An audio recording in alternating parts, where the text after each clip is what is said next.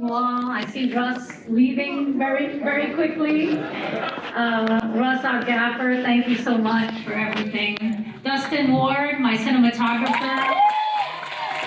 Dustin, you're certainly welcome up here. Javier, por favor, siéntate, siéntate, Javier, siéntate, por favor. Sit down, Javier. Natalia, Summer, Karina, have a seat. Any of my speaking cast that wants to come up here, let's do this. Come on, Stefan Holbrook. I know you're in the audience. Come up here, John Gonzalez. Come on up here. Natalie Navarro. It's such a pleasure. All these faces here, you guys saw them on screen. They're just, you know, what can you say when it takes 3 years to make a film and everybody just sticks with you? And these are the people that I have to thank for that.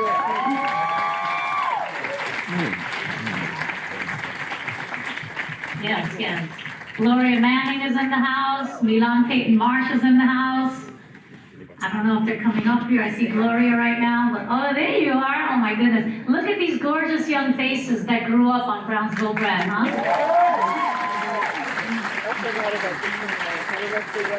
Okay, let's have everybody first just introduce themselves. I'm gonna pass the mic down, okay? Please just tell us who you are and what role you played so everybody can hear you. Susana Guzman is coming down, Abuela.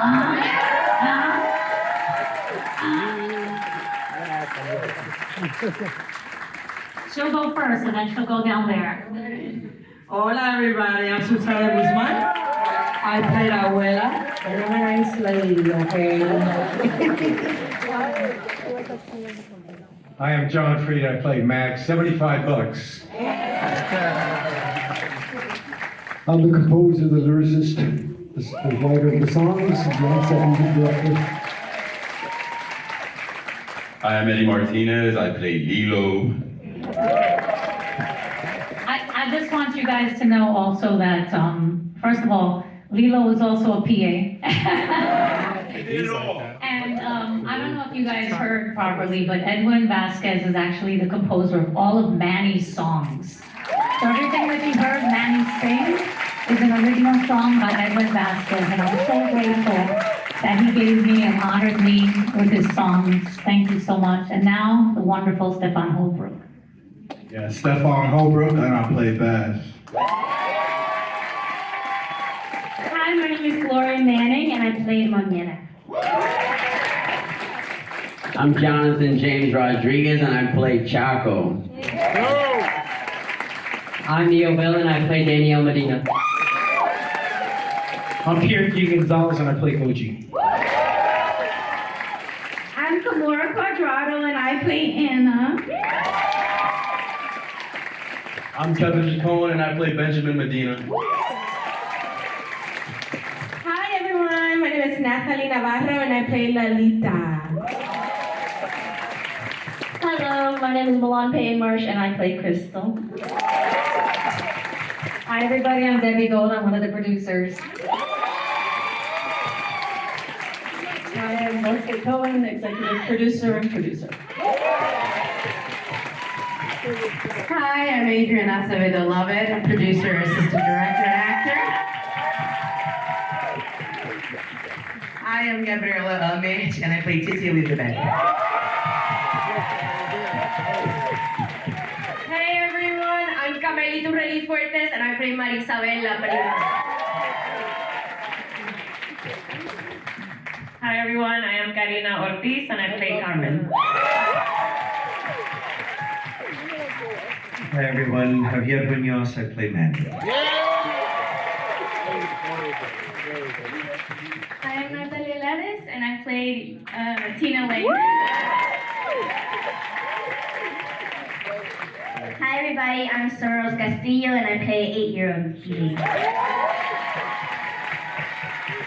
And I'm Elaine Del Valle, and I play 54-year-old Elaine. And this is Rachel La Loca Molia Strauss, and we're so happy to have her as our moderator. Hi. What's up everybody? How you feeling tonight? Yes, thank you so much. It's an honor to be here. I host the Latinos Out Loud podcast, and thank you so much. I've had so many of these people on the show, and I want all of you on the show. Let's keep that energy going for this film. We're celebrating this film tonight. Let's give it up for all of these amazing people.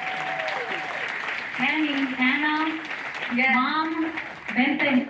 So I will ask a series of questions and then start thinking about your questions, mi gente, because we're going to open it up to you guys at the end. I'm personally such a fan of this show. I've known Elaine now for 2 decades. I saw this show as a one-woman show, then as a short film, and now to see the evolution of this creation now on 42nd Street in Times Square. Latinos are at the crossroads of the world right now. Yes, keep that energy going. So my first question is for Elaine, the creator. Can we just call you the creator tonight? For the creator, talk to us about the evolution of this project. Did you ever think it would be here in Times Square with all these amazing people watching? And what was your vision for it when you first started writing? 42nd Street, Times Square is where my father and my mother took me to see the first time that I ever saw any Latinos on screen, or at least I thought it was Latino. It was Al Pacino and Scarface. You remember that? And then we went to Tad's Steakhouse. This is my mother, Carmen Medina. My brother, Danny Medina. And my sister, the smarty pants, Anna Medina Chama.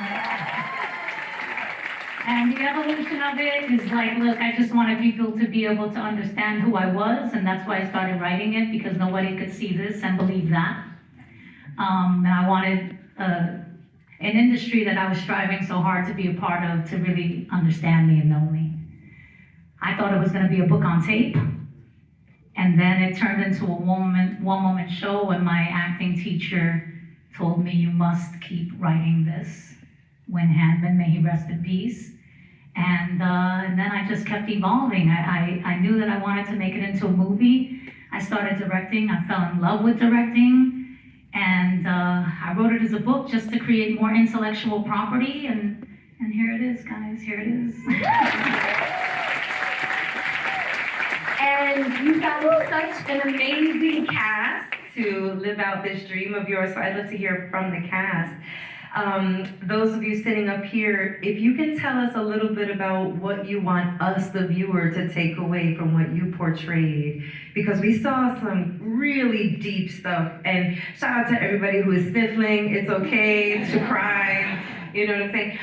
But tell us about what you want us to take away from your character, any lessons learned that you'd like to share. Amazing question, thank you so much. First, I just want to say you are amazing. You're phenomenal. And also, there are many lessons, but the one I will bring up is that no matter where you're from, the hardest neighborhood, the bougiest neighborhood, wherever you're from, if you have a dream, if you have a vision, if you have a goal, no matter who or what you are, you can always create, you can always keep going. We are all human, we all make mistakes, but like Manny said, we should learn from mistakes, not just think of them as bad things. They can teach important lessons.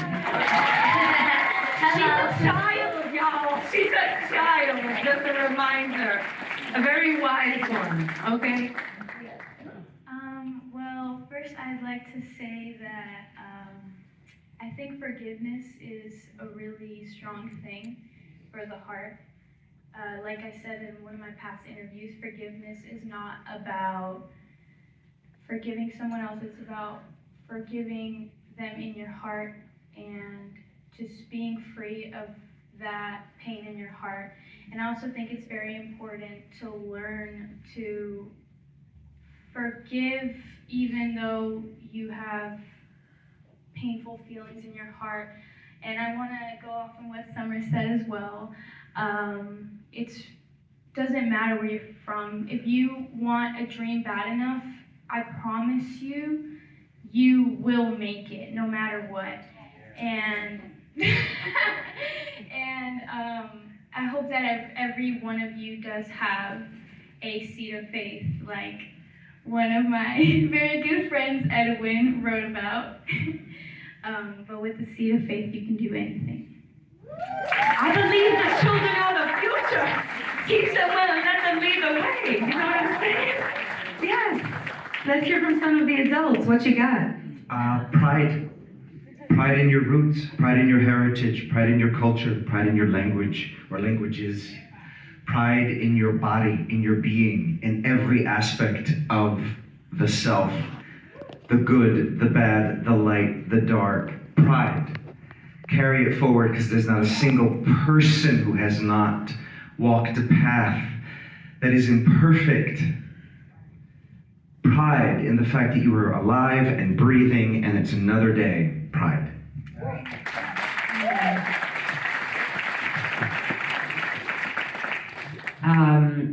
What really jumps at me with this film is love in all of its ways.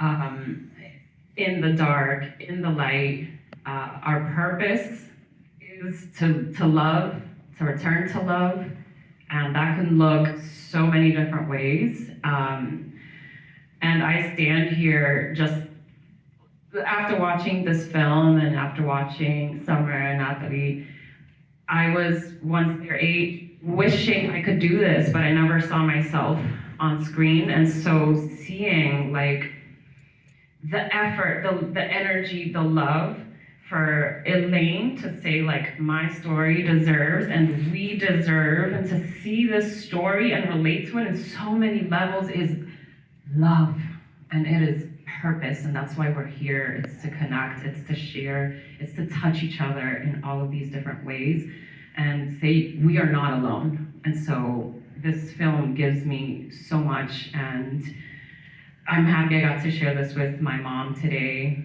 She's known I've been wanting to do this forever, and I'm so honored, Elaine, for you to trust me with such a meaningful role as Carmen. It was such an honor to embody, and I hope you all enjoyed it and felt connected in some way.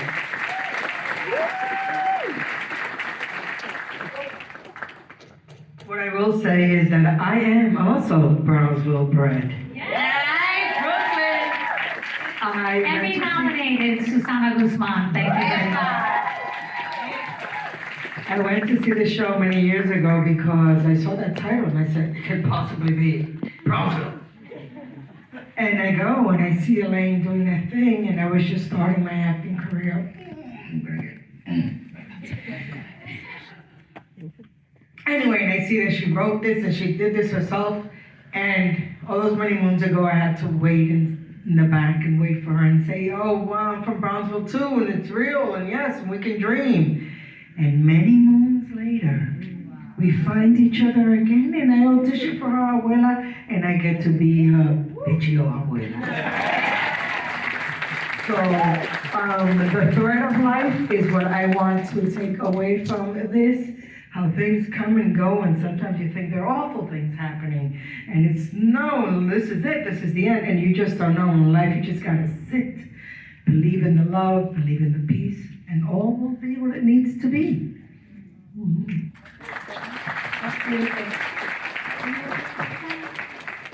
Elizabeth. Sure, I would echo whatever everybody said here. But yeah, I don't want to be repetitive, but first, like, persistence. The fact that this story has been in the making, you've been making your story into this for so long, with doors shut down your face and you kept going, that's definitely my first lesson and what I get from you. I'm really inspired by you. And I would add, this was my first yes in this country. And this is very special for me, and more special as a plus size actress, because this movie has many plus size actors. And one thing that Elaine said was, the best actor will get the job. And I am very, very, very, very, very grateful for that. You are a powerhouse. This whole cast is phenomenal. She once told me she didn't understand why she got this role, and then she saw how good everyone else was, and she said, I must have been just good.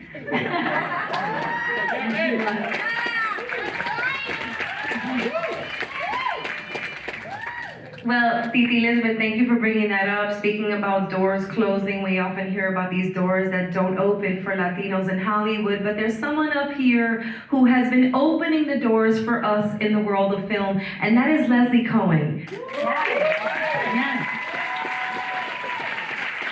Leslie, I'm sure you've already been crowned as an honorary Latina, so we won't do that tonight, but we want to ask you I'd like to ask you, and I think people want to know, what about this film gave you that spark, gave you that courage to be a leader, a producer, an executive producer of this film?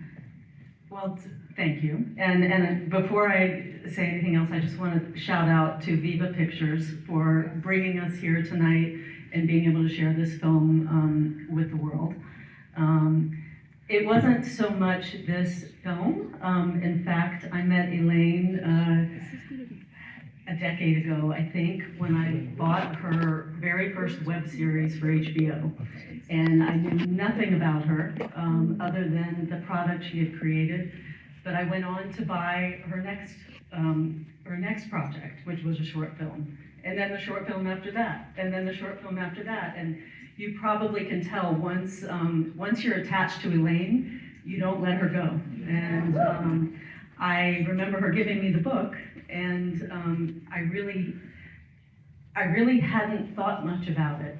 And then I read it in one sitting, and it was so beautifully written and so honest. And I knew none of this about Elaine, not a single bit. And to now see it come to life after 5 years together working on it is just, I'm so proud of her. I'm so proud of everyone. It's such a beautiful, beautiful story. And again, thank you to Viva helping us share it with all of you. I just want to add, in terms of Leslie and her role in this, not only was she on set quite a bit and a producer on set, an executive producer, but for this phase of distribution, she is such an extraordinary woman and powerhouse. And she has done so many amazing things for so many people who have risen over the years. And now she's using that collateral and leveraging it to help us in this film. So I honor you so deeply, and the relationship with Viva Pictures and every relationship, guys. We want to also announce that we are working on, can I say it? Distribution in Puerto Rico for October 9th. And the rest of the Caribbean and Latin America. Thanks to Leslie Cohen. Okay, I'd like to hear from some of the kids, all right? Kids in the house, all right. Tell us a little bit, kids, about what you learned. Have you And for the big kids too here. Yes. Kids, how have you grown as actors working on this film? It's crazy, I'm 26 and I'm a kid, I love that. But I think I've learned a lot in this film, especially with Elaine, because Elaine is someone that has opened so many doors for so many actors. I worked in another project with her, and it's true what Leslie says. Once you're attached to Elaine, she would keep you in the loop. I've auditioned so many times for her, and it kind of just reminds you that even if you're following your dreams, if you're doing something for yourself, later on you can open doors for other people. So that's something that I learned during this film.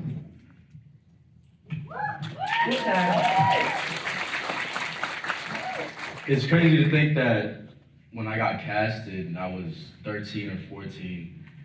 So Elaine basically watched me grow up. As you saw, I had a beard in the second part. That was insane. No, but it was such a pleasure. Elaine opened so many doors for so many people and helps everybody. She's incredible, especially doors for Latinos. I feel like we haven't seen so many Latinos on screen recently, and I feel like her opening that door to all of us is incredible, and it's so inspiring. And I think that's what we took away. Elaine is incredible. Her story is phenomenal. The fact that she had to go back into her past to really bring it up and make this story come to life was very powerful. So I think another round of applause for Elaine, for everybody here. It was incredible.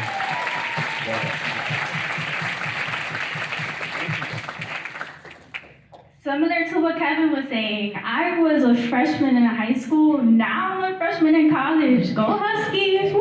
Okay. I really saw this film got put together. I saw like the whole cast and crew is my family. I consider them my family. They watched me grow up. I watched the whole process. Got big and it's on screens and I can watch it and cry and watch it with my family and friends. It's truly amazing. Thank you, Elaine, for this opportunity. You are a Latin powerhouse. Woo! Yeah. Like they were saying, I was 9 years old when I got casted. I technically grew up with them. It was amazing. Something that I learned is that always say I love you. Like, embrace every moment with someone. Me and my friend is here supporting me. My parents are here supporting me. I love every moment. Me and my dad go to Wawa at like 11 p.m. have our little talks, and me and my mom go out to eat. Me and my bro go out to the mall. I always say I love you, and Mom and Dad, I love you from the bottom of my heart, for real. I love you guys. We love you. And I love the oatmeal from Wawa. And I also want to say that all the kids that just spoke, all the kids, they are amazing, and equally amazing are their parents who were so supportive of them on set and of me and of this project. And I just want to thank all of the parents that were involved. Every single young person here, Milan, Kevin, Neo, Kamora, Gloria, Natalia, Summer, did I miss anybody? I don't know. But all of them, if it were not for their parents' support, I could not have had them in my film like this. So I just want to thank all the parents as well. Any other of the kids want to say anything? I joined this project a lot later than the rest of you, but I just want to say working with Elaine has been like such a blessing. You can really tell when a person loves and cares for their cast. I mean, you guys have been doing this for a very long time, and I just want to say I'm so blessed and honored to be a part of this, and your story is so powerful and so touching, and I'm just so grateful that it's able to be on the big screen, and I'm so honored. I really am. So thank you so much for allowing me to be a part of this. This is wonderful, really. Hi. I remember I was really excited when I got this role. I was really geeked. I remember we did a Zoom call and it was like a script reading. And then like as the film progressed, I learned more about it through talking to Elaine. And sorry, I'm a little shaky. But this story also hits very hard for me because my grandfather, he also, was an addict and he struggled with that stuff. So to like see this film come to life, it was really amazing. And it's very nice to see something like this on screen. And to see the love that can come from something like this is really amazing because it's difficult, and it was your father, and I know that's very difficult, but it's just very nice to see something like this. And I know you're telling your story, but I also want to say thank you for telling your story because you don't see many stories like this with addicts and that end up in love. So thank you, Elaine. That is beautiful. Thank you for being so courageous. Speaking of love, it's one thing when you work on a project that's work, right? But it's another thing when you're working on a project that's built from love and that represents the cultura so hard. So my next question is for Edwin. Edwin, composing this music and having to bring it from a place of love and personal experience, tell us a little bit about your process. How did you go about creating such magic? Well, I can tell you this, that when it comes to a story so beautiful like this, it's not very difficult. It was actually very easy because this story is it's the story that we need to hear today. We need it around the world. We need it everywhere. Ain't that true? Oh, yeah. Right? We need that. And as a songwriter, it's a dream come true for me. Because if anyone cares for their material, and if they believe in meaning and purpose, this is what they want for their material, to be in a movie like this. So thank you, Elaine. I can't thank you enough. I'm completely honored. Thank you. I'm gonna bring it back to Elaine. Elaine, creating a film like this in a time of need when we're still severely underrepresented. We over-index at the box office. We all know this, right? Latinos, we come out, we buy tickets, but yet we still don't see ourselves on screens the way we should. Do you think a project like this will create a domino effect? What do you think a film like this will do for other creators? And shout out to all the creators and filmmakers in this room. Give yourselves a round of applause, because I know you're here. What kind of domino effect do you think this will have on the industry? Well, I just want to say everybody should know how very difficult it is to get a movie to actually play in a theater. It is a miracle, especially for a small indie film like this with very talented actors, but all they care about is, what name is going to give them the box office draw. And all I cared about is who was the best person for the role and who was willing to work with me with what I had. And this cast gave me so much and more. But this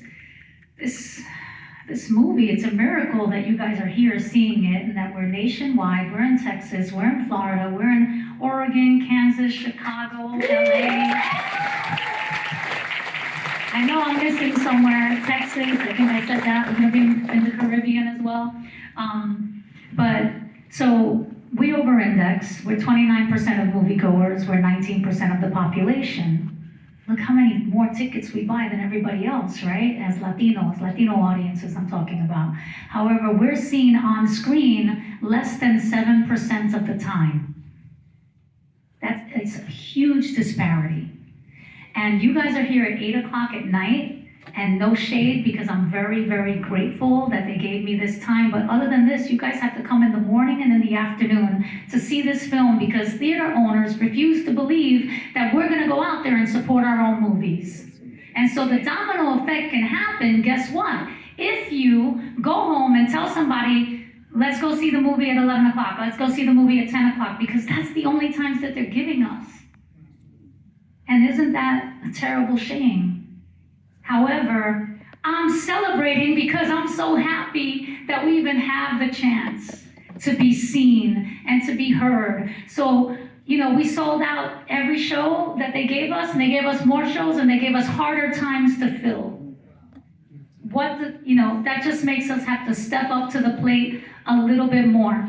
So if you guys like this movie at all, or feel like somebody in your life is gonna like this movie at all, bring them the first weekend of the box office for any film that you care about, because that's the numbers that matter. Because on Monday, not at the end of this run, on Monday, they're going to decide if we get to stay on another week. And that is truth. So the domino effect, that's up to you guys. That's up to the audiences. And hopefully they'll believe in the next film more because of what you did here today by showing up.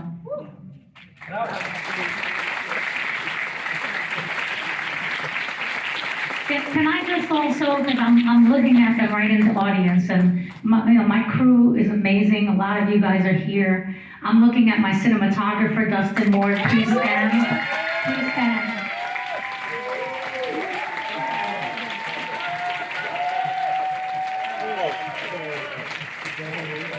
This man is loved and respected by me, every single cast member, and every single crew member, and I thank him for his doing. We have other people here, Sawyer and Russ, Rosmando Faccio, who's my gaffer. I have Oliver Peng here, who's my first gaffer. I have so many incredible people. Luis Feliciano, who's from the rental houses that gave me the lenses, the camera at a rate that we could afford. And I thank you so much. Kurt Kelly, Mary Markson, my production designer. Who knew you could do the 1980s and 90s on that budget? With Mary, you got it. Elaine, you really took us to Brooklyn with this film. So speaking of your crew, tell us a little bit about your scouting, locations. How did you find these locations? So that was easy. I went to Brownsville and I looked in front of my building, and I'll never forget the day I took Dustin to Brownsville, and there on the benches were somebody called out, Elaine, Elaine! And I was like, oh my God, that's Jesse Clark. I went to school with him, and we hugged and we talked about old times, and then later on in the car, Dustin said to me, wow, that's pretty amazing how you knew that guy. I was like, yeah, I knew him, and then I actually went to school with him until the 6th grade, but then he never came to junior high school because he was arrested for murder. So he actually had just come out of jail after 30 years, but I love that guy. But also the other things, right? You have to be so resourceful when you're making a movie. And I just was having dinner. A friend of mine had invited me to this dinner with like 40 people who didn't really know one another. And I was very lucky to sit next to somebody who told me that what he did was he actually buys apartment buildings with groups, and then they flip them, like they renovate the apartment buildings, and so that he was, but I wouldn't be interested in any of his buildings. And I was like, say what? What kind of building you have? And he was like, it's really, downtrodden, it needs everything. I was like, that's perfect. And then he let me have the space for like this much, like a little tiny bit of money, and then on the corner was the pizzeria, because we couldn't afford to do company moves. And in Puerto Rico, I went to Catania, my father's hometown, and we got an Airbnb, Dustin and I was like, look at that house right across the street. I bet they'll let us use it so we don't have to company move. And we knocked on the door, and they let us use it, and that's what it's like doing independent filmmaking, and getting people to believe in you and believe in your project, and that's what it's been. The whole journey has been like that. That's Latino love right there, yes! Okay, speaking of being in Puerto Rico, also this film featured a lot of English and Spanish. Was that a challenge for anyone on set? Was Rosetta Stone in the building? Or talk to me about the Spanish language usage and switching back and forth. Anybody have a comment on that? From the door. Right? Okay. Here. No. Pierre Jean Gonzalez. Can I say something? Yeah. For me, it was hard to pretend that I couldn't speak Spanish. My accent would come out, I'm like, oh my God. So, no, but I'm very much of a person who speaks a lot of Spanglish. I sometimes say like the most random things, but I have been living in this country for 10 years. But I'll never let go of my culture.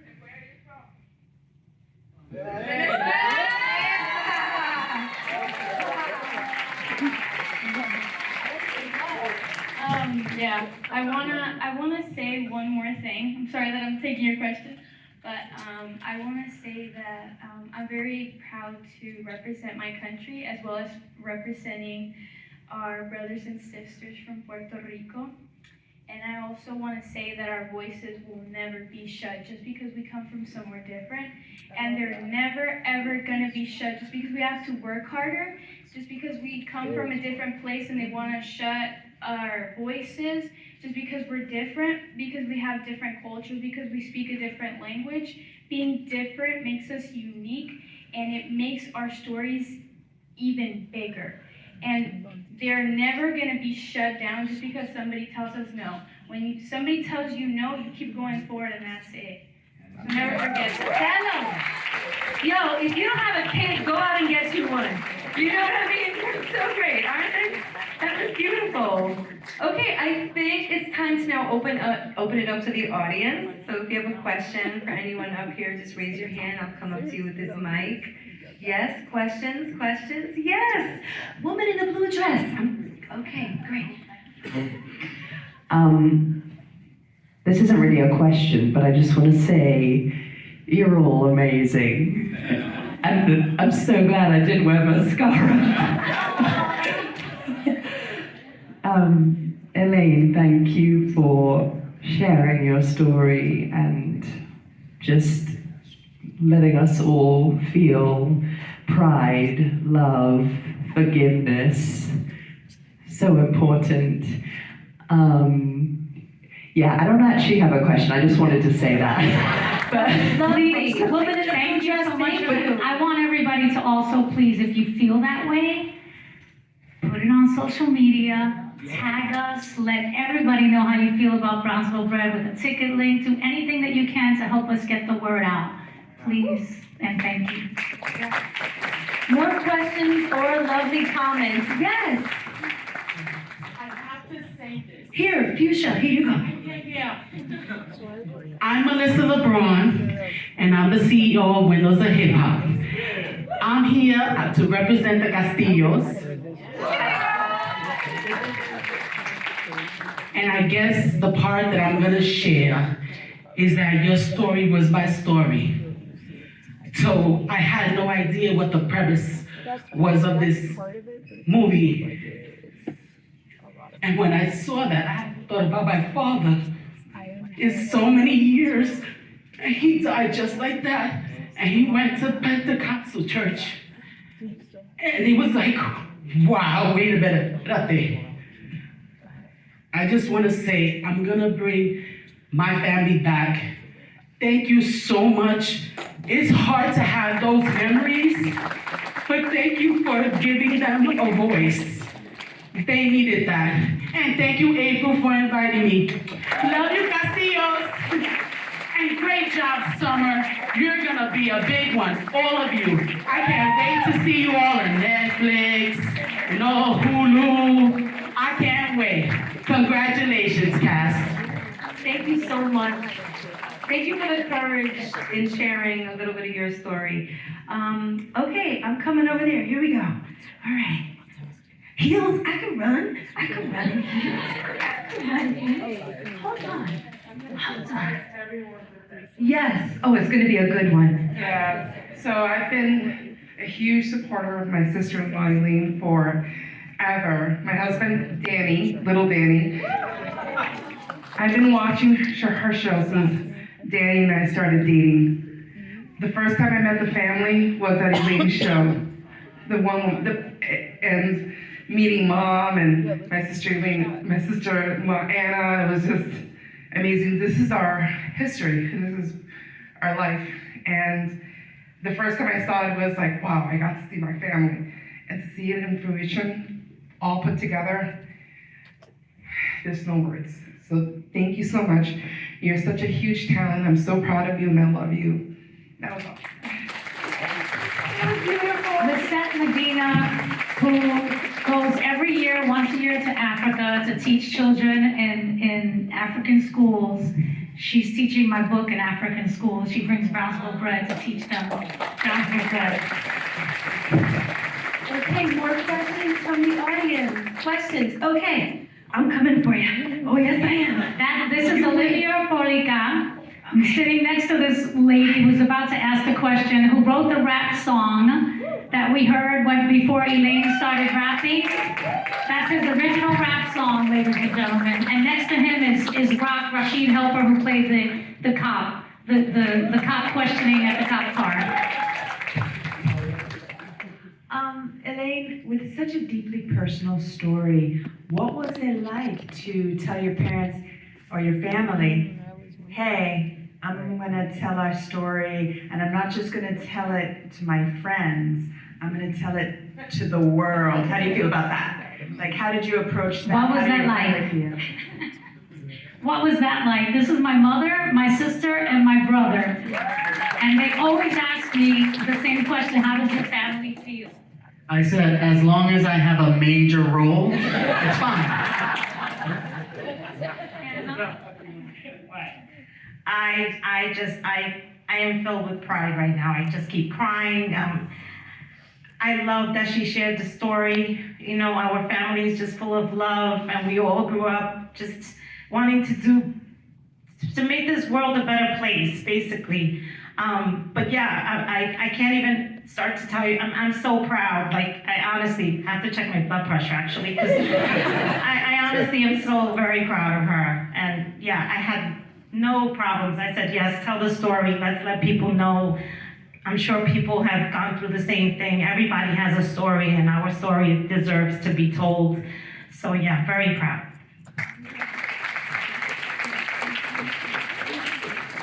Mommy is shy. Very shy. But I'm very proud of you. And the story was beautiful. Thank you.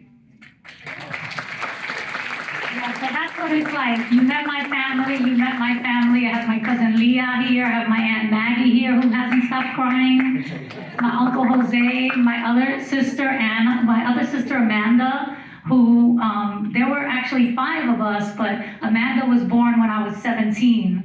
She's the baby of the family now. So we have a new sibling, and she's all of our siblings. We love her so much, and her husband Frank is here.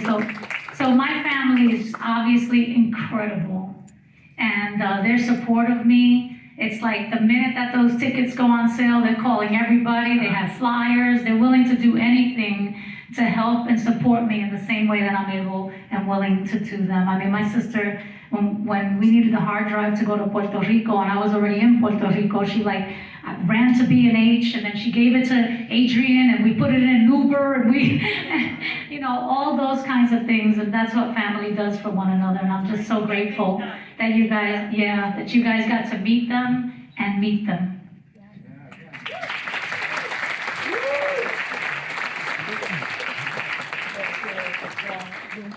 Hi, my name is Olivier Palika. I was the rapper, and along with Isaiah, who was the beatboxer. Isaiah was the beatboxer over here.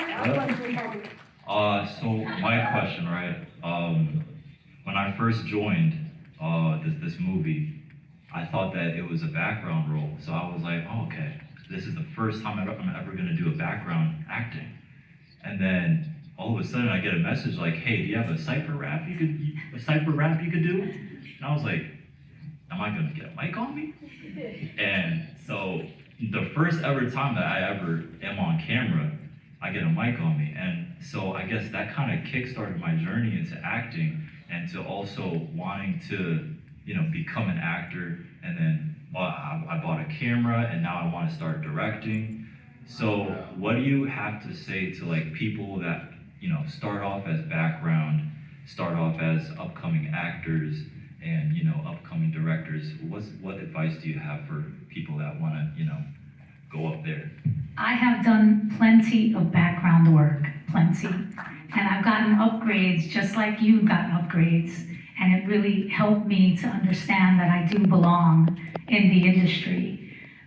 So immerse yourself in the content. And whether that means being a background actor or anything that you can do, pick up a camera and direct your friends, write something, start really small. Just write something that you know that you could accomplish.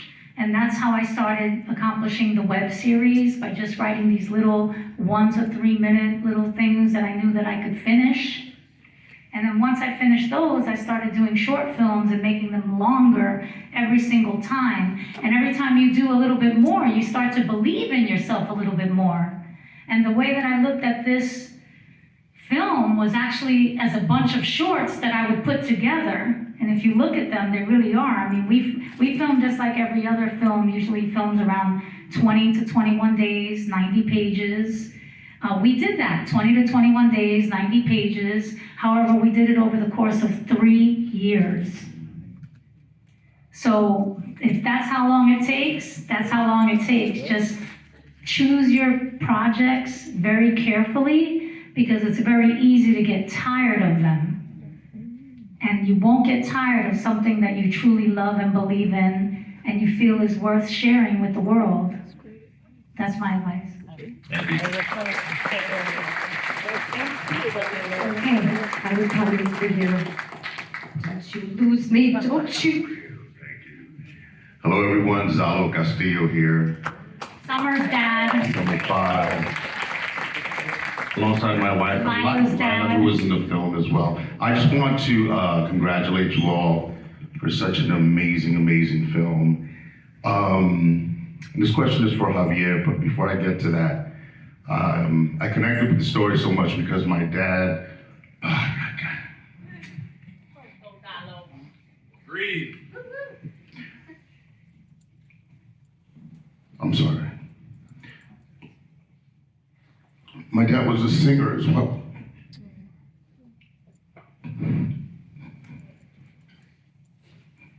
And to hear Javier singing,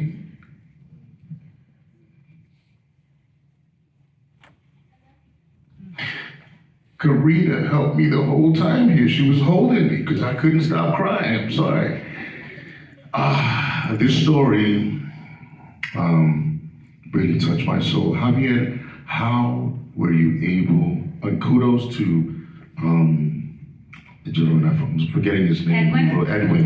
Edwin, your music video, your song, my brother, Celestial. I mean, it moved me in Elaine's house when she played it for me. I was moved to tears again. I'm a big burly man, and I just couldn't help but cry. Javier, how were you able to connect to the role? That's my question. That was beautiful, sir. Thank you.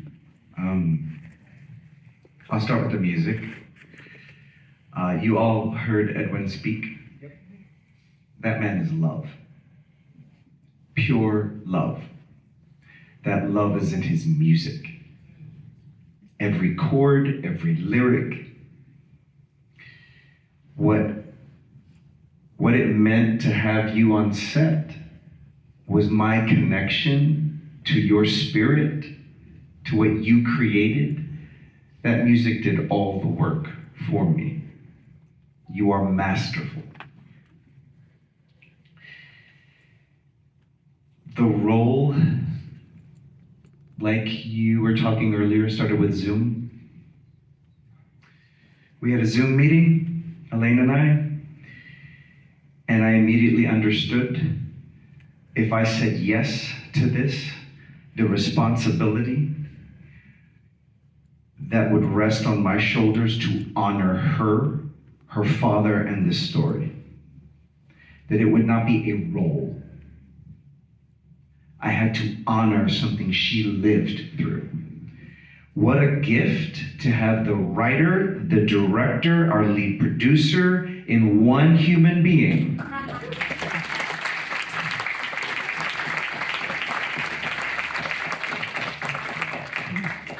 Elaine was my way into this role. And our conversations from that Zoom forward, every moment together, every shot, every scene, she talked me through that phone call, directed me through every beat. I wish there was a recording of that. When you're surrounded by such brilliant leadership, you just have to show up. Just be open to the guidance. And we can't get any better than what we have. Javier, thank you for answering that. Karina, we've seen Karina play an angry mom on Orange is the New Black. Y'all remember that? Yes, Margarita. And then we've seen her in The Walking Dead, right? Okay.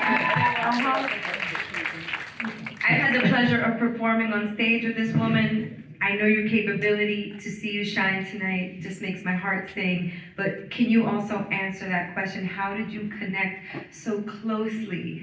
And then share that with us.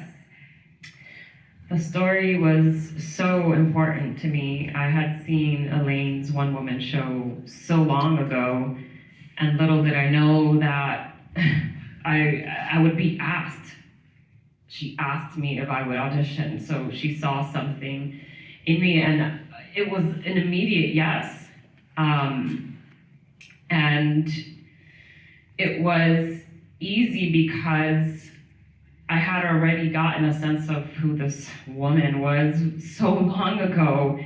And that story, like, my memory sometimes is not the best, but I remembered her performance. I remember her sharing her story. And that audition for me was like, absolutely. And getting a sense of who Elaine was as a human being already gave me an essence of her mom, and she gave me so much information about the type of mom that Carmen was. And it reminded me of my mom. I have a younger brother with special needs. I come from a really big family. My mom, super nurturing and loving, but stern if she needs to be. It's like this protector. Like, I'm gonna do whatever it takes to make sure my children are good. And it didn't matter if it was in Brownsville or wherever. Like, that presence of the care, like, that is like a mother that will do anything for her children. And it was just such an honor to be able to embody that. And it is such a different mom than the one on Orange is the New Black. This is totally, I respect both. This is just a totally different role, and to have on my shoulders, again, like, this is her story that I saw when I was just so like green and like still in theater. I'm blown away, I'm honored.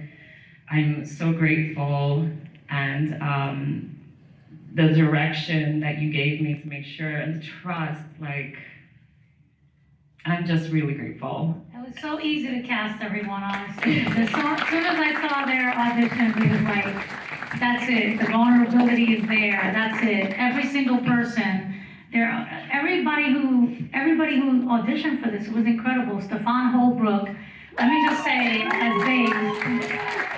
Oh my God, you scared Natalia so much. It was so easy for her to work with you because of that. She was like, oh, that's my best. But he's such an amazing guy. And let me just say also, like, I know how difficult it is to see Black and brown people in roles that might be considered disparaging.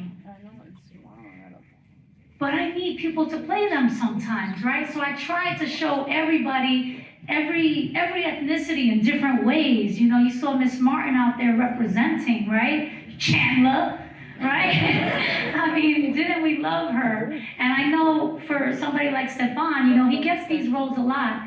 And it's the same reason why you might not have recognized it, but there was a heroin addict on the street that little Elaine looks at, and that was me. I played that role because I was I didn't want another Black or brown person to play that role, but they had to, because it had to be honest to the community. So thank you for doing that for me and everyone here. You know, I'm so grateful. Okay, maybe we have time for one more question from the audience. Over there. Okay, hold on. Okay. No, I like running. Our beatboxer, Isaiah Brown, ladies and gentlemen. What's up, guys? Thank you. I was beatboxing. So mine is kind of like a two-parter. First, just personally, I want to thank you, Elaine, for just giving me the opportunity to be a part of this. I got an audition, and it was like beatboxer, rapper. I'm like, all right, cool. I did a little, and then that was it, right? Really simple. I just sent it along. I was like, okay, this could be cute, you know. But I didn't expect it to be such a beautiful, beautiful project and a beautiful movie. Sometimes as an actor, you know, you go into something, you don't even know what it's gonna be or what it's gonna become. And this really fills my heart because this is not what I expected. So this is beautiful, and you should be very proud of what you've done. Second, my question. So when I pulled up to set, I looked around and I was like, yo, we in the hood. This is the trap. Like, we in Brownsville. My mom's from the South Bronx. She's from Hunts Point. So I know what the hood look like. I was like, yeah, we in the hood. And telling your story in a raw, uncut form is very vulnerable. And it's very difficult. And not everybody can do that, right? as actors, as directors, as performers, we have to strip ourselves naked sometimes in front of people and hope that we are accepted, right? And I just want to know, like, how does it feel to know that you have done that and that it is getting the reaction that it is getting? And was it hard?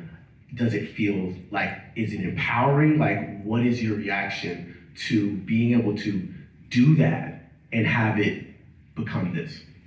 Elaine. Thank you so much for that question. I have to say, the first time that I ever told a little part of this story, I was in a womb of safety, love, warmth, and professionalism in Wynn Handman's class, right on Carnegie Hall. I studied with Kurt Kelly, who ended up being on my set as my set decorator and wardrobe assistant and everything, and he's here today. So being able to do it in an environment like that at first, where you knew everybody was just going to, yeah, it's cool, you can fail. And I was able to allow myself to, if I failed, I failed. But they all loved it and they all embraced it. Now, when I started doing it publicly, outside of that space, it was petrifying. I was shaking like a leaf. I couldn't stop going to the bathroom every 2 minutes. Thank God I brought other pans sometimes, because it was rough. It was really, really tough. And I'll never forget that I felt okay to do it in front of strangers. But I did not want my friends and people like my husband, Al Eskenazi, who's here, to see it. I didn't want them to see me like that. I was afraid. And I said to him, please don't come. Please don't come. And he said to me, why? And I said, because I don't want you to see me fail. And he said, who better to be there for you? And I'll never forget that. And then everybody loved it. He came to so many shows. He was always laughing and crying, all the shows. Just there to support me, buying people's tickets. He's like, I'll buy a ticket. Who wants a ticket? Anybody want a ticket? I'll buy you a ticket. They were only $10 at the Nuyorican. But that's the amount of love that I had. So, you know, you have to be brave as an artist, yes. You have to reveal the things that embarrass you, because those are the things that actually make people lean in. And wait, what? And that's kind of captivating. So yeah, putting that up in an audience, my friends would tell me, I feel like I've never known you. And then strangers would be like, oh, what's going on, my friend? You know, like they were my best friend. Because here I got a chance to, like the woman who stood up to say that was her story. Maybe she never even said that story before. So many people, so many things in the play that were in the play that weren't even in the movie, because I had to keep, you know, on a track. But in the movie, there are some instances that happen that were so personal and so embarrassing, and I'll never forget, like, older people coming to me, like a 75-year-old woman comes up to me and she says, that happened to me, and I never told anybody. I was like, wow, you're 75, you never told anybody, and I don't even know you. Wow. So the power of that is so strong that people all of a sudden feel proud to say, step out of that box that has held them so tightly with embarrassment and shame, and be able to say, hey, that was me too. I don't know if she would have said that otherwise, right? So that is the power in the storytelling. That's the power. Do we have time? I just wanted to say one thing before we let Brad. Thanks for the woo. Director and producer, I love it. Also, she played our stewardess. Yeah. Well, she was like, I'm sweating, hurry up, can we get this done? Yeah, I was like drenched and still calling the shots.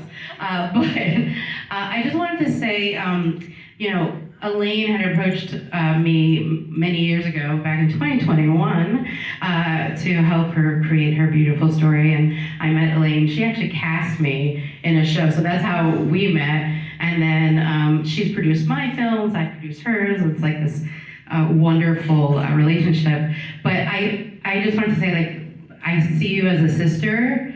You're my true family, my sister. I love you so much. So proud of you. This has been like a long journey that I'm so happy that I went through this with you. And thank you for entrusting me and helping you tell your story and building this incredible cast and crew who I am so proud of. Every single person here who helped us make this film. They really, I mean, we paid them, but they were definitely underpaid. And they donated their time and talent and love and respect to making this movie happen.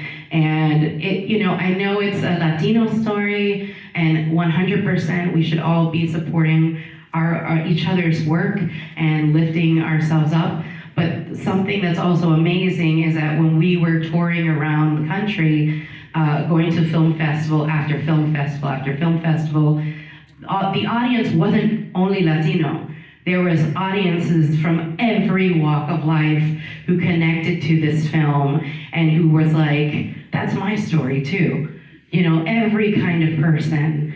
And so I think, you know, of course, it's a Latino story, but just helping promote it, get it out, and have the people who need to see Latino stories watch it, who need to be educated that we are all human, we love each other, we all want the same things, we want family, we want to be understood, we want to be seen. So I think it's just important for it to spread even more than just the Latino community, which I am very proud to be a part of.